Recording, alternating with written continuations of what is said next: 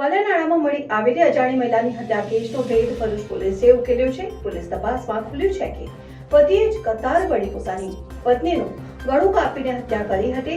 ત્યારબાદ હત્યા બાદ લાશને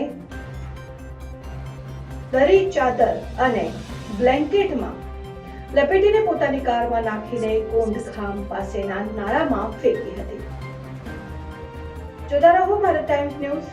મૃતક મહિલાની ઓળખ અંકલેશ્વર જીઆઈડીસી વિસ્તારમાં રહેતી રુચિ શ્રીવાસ્તવ તરીકે થઈ છે. પોલીસે રાત્રે આરોપી પતિ રાજેન્દ્ર શ્રીવાસ્તવને પકડી પાડ્યો.